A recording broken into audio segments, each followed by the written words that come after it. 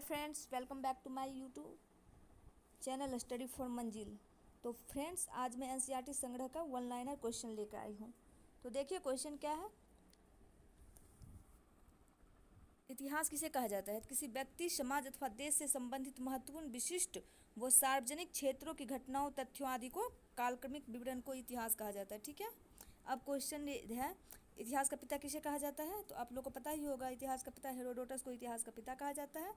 प्राचीन भारत के इतिहास से संबंध प्रथम वास्तविक पुस्तक किसे माना जाता है? तो राजतरंगिणी को वास्तविक पुस्तक माना जाता है।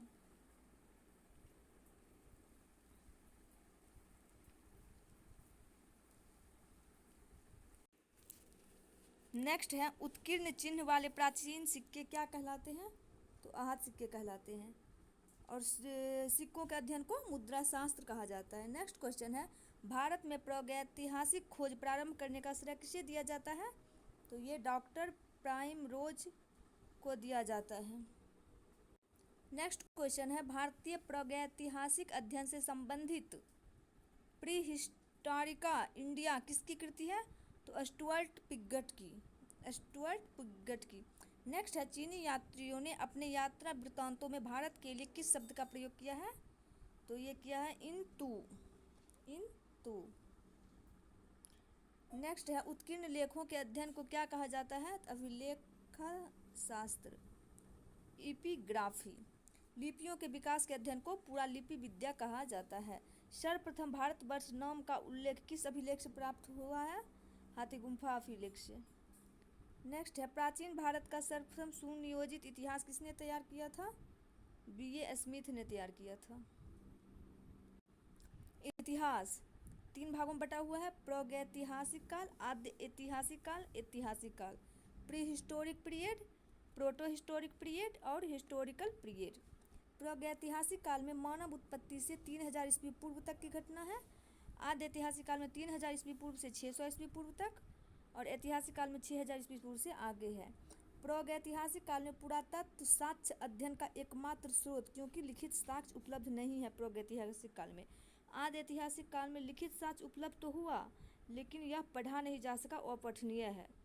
ऐतिहासिक काल में पुरातात्विक एवं साहित्यिक दोनों प्रकार के साक्ष्य उपलब्ध हैं। प्राचीन भारतीय इतिहास को जानने के लिए किन स्रोतों का प्रयोग किया जाता है? तो इसका प्रयोग किया जाता है धार्मिक ग्रंथ, ऐतिहासिक ग्रंथ, पुरातात्विक साक्ष्य तथा विदेशी विवरण। नेक्स्ट है, ब्राह्मी लिपि को सर्वप्रथम किस विद्वान ने पढ़ा था? जेम्स प्रिंसेप 1837 ईस्वी में पढ़ा था। भारत में प्राचीनतम ग्रंथ वेदों का संकलन करता किसे माना जाता है? तो महर्षि कृष्णदेवराय वेदव्यास को माना जाता है।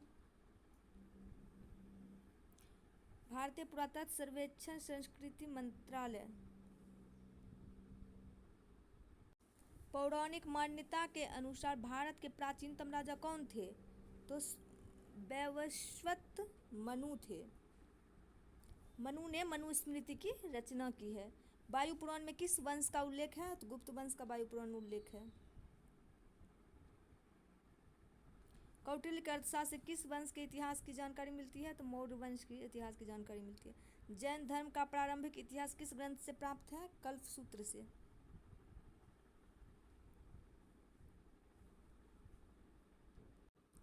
मत्स्य पुराण किस वंश से संबंधित है?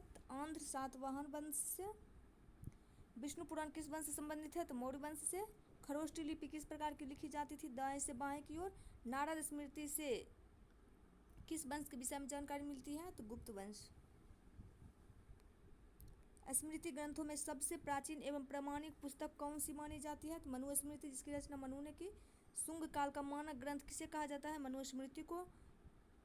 स्त्री को पुरुष की अर्धांगिनी किस ग्रंथ में कहा गया है? शतपथ ब्राह्मण में। महाभारत के प्रारंभिक उल्लेख अश्वलायन गृह सूत्र में मिलता है। प्रारंभ में इसमें मात्र 8800 श्लोक थे और इसका नाम जय संहिता था। कुछ समय पश्चात यह बढ़कर 24,000 श्लोक हो गए और भारत नाम से प्रसिद्ध हुआ। अंत में 1,00,000 श्लोक होने के कारण इसे सहस्री संहिता या महाभारत कहा जाने लगा।